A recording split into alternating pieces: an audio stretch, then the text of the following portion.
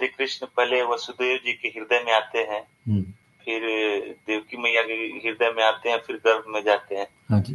प्रभु जी उनके गर्भ से प्रकट होना था भगवान को, तो फिर वसुदेव जी के हृदय में क्यों जाते हैं?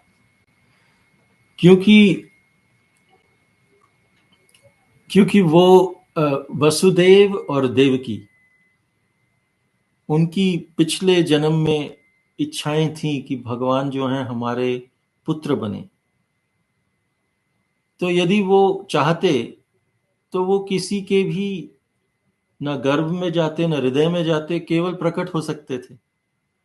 लेकिन क्योंकि देवकी और वसुदेव पिछली बार जब कृष्णी और सुतापा थे,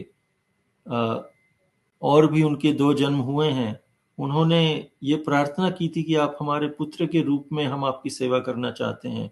इसलिए उन्होंने कृष्ण भगवान जो हैं उनको संतुष्ट करने के लिए आए थे। तो इस तरह से कृष्ण भगवान चाहते थे कि क्योंकि कृष्ण जो है, जो जैसे हम हमारा जन्म होता है वैसे नहीं होता है जन्म, लेकिन पुत्र बनने के लिए वो चाहते थे कि उनमें वो देवकी को भी स्पर्श करें और वसुदेव जी को भी स्पर्श करें, और उन्हें फिर समझ में आए कि हाँ, ये हमारा ही पुत्र है, क्योंकि हमने समझा कि वो हमारे हृदय, मेरे हृदय में प्रकट हुए, फिर इनके हृदय में, फिर गर्भ में फिर प्रकट हुए। तो इनकी इच्छाओं की पूर्ति के लिए उन्होंने किया इस तरह से, क्योंकि उन्होंने बहुत तपस्या की थी पिछले जन्म में कृष्णी और सुतापा के रूप में कि हमें आप ही चाहिए हमारे। इसलिए कृष्ण को कभी कृष्णी गर्भ भी कहा जाता है, क्योंकि देवकी जी कृष्णी थी पिछले जन्म में। Thank you Prabhu ji. Hare Krishna. Thank you so much Prabhu ji. Thank you so much Prabhu ji. Prabhu ji, मेरा एक छोटा सा क्वेश्चन था, can I ask you very small question? जरूर।